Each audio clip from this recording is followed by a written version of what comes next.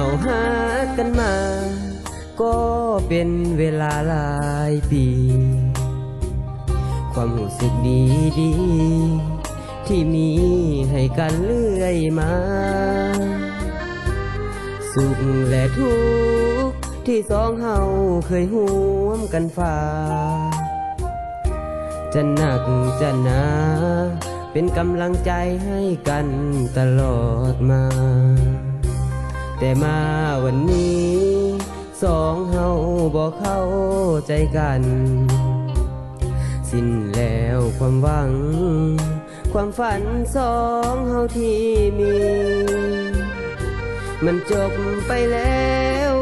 บ่มีวี่แววจะหวนคืนดีนับตั้งแต่นี้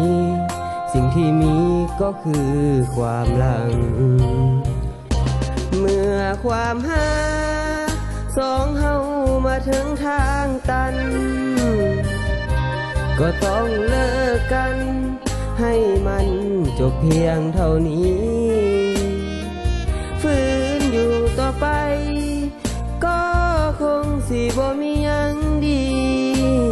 ให้มันจบเพียงเท่านี้จากนี้ไปทางไผทางมันจากวันนี้ไปให้เจ้ามีชีวิตสดใส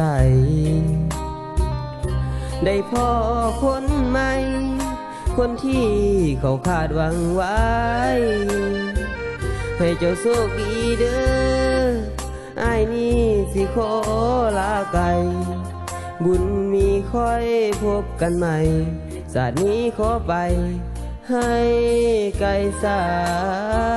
ยตา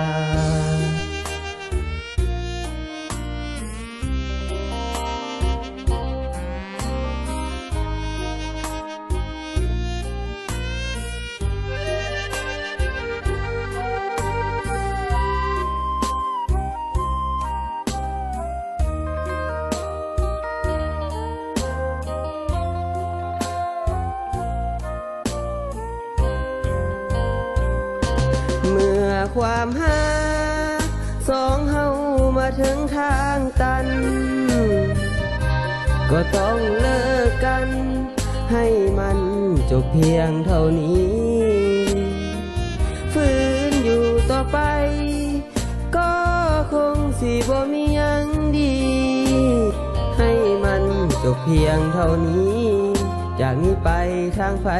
ทางมันจากวันนี้ไปให้เจ้ามีชีวิตสดใสได้พ่อคนใหม่คนที่เขาคาดหวังไว้อ้ายนี่สิขอลาไกลบุญมีค่อยพบกันใหม่ศาสตร์นี้ขอไปให้ไกลสายให้เจ้าโชคดีเด้ออ้ายนี่สิขอลาไกลบุญมีค่อยพบกันใหม่ศาสตร์นี้ขอไปให้ไกลสายตา